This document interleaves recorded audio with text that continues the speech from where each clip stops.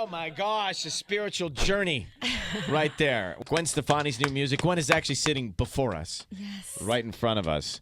I want to come back to the song in a second, but I just have to explain to the audience what we witnessed. In the room next to us where the phones are answered, there's Tanya and Patty.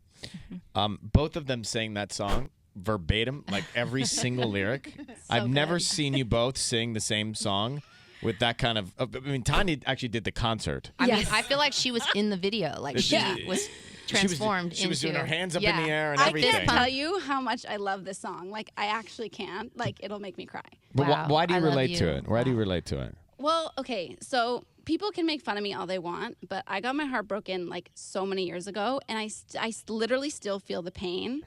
And like, I literally, like, I hear those lyrics and it says, like, I don't know why I cry, but it's because I remember that I used to love you, you know, and like, I just found out he got engaged, and like, I've just been crying, and like, this song is so raw and so real, and I just love it so much. Wow. Now, Patty, she never sings along to the same songs Tanya sings along to, but she did this one. So, I don't Patty, think I've ever said this, but I'm Gwen Stefani's #1 fan. Tragic Kingdom saved my life when I was a teenager. Wow. And I'm How? like so emotional right now because Oh my God. She's I had gone pregnant. through my first breakup in high school. So Tragic Kingdom was everything. I actually bought the cassette. That was like, Oh my God, that's And I great. still have it.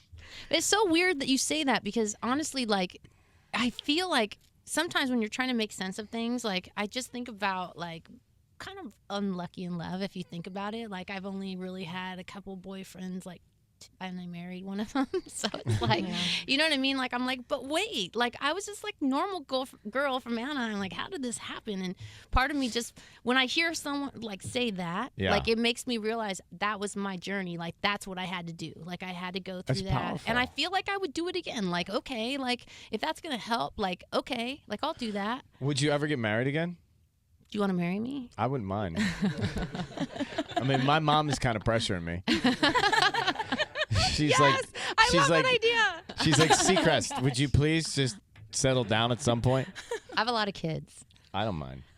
Do you think you would again? I don't know anything right now. I'm living in the moment. You know what I'm saying? It's like, how do you even, like, it's really hard.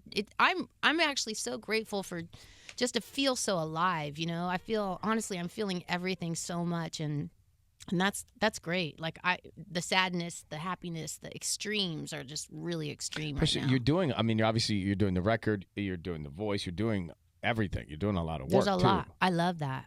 I love a lot of work because it makes me just feel like so much is happening. I like that, you know? I want to be alive.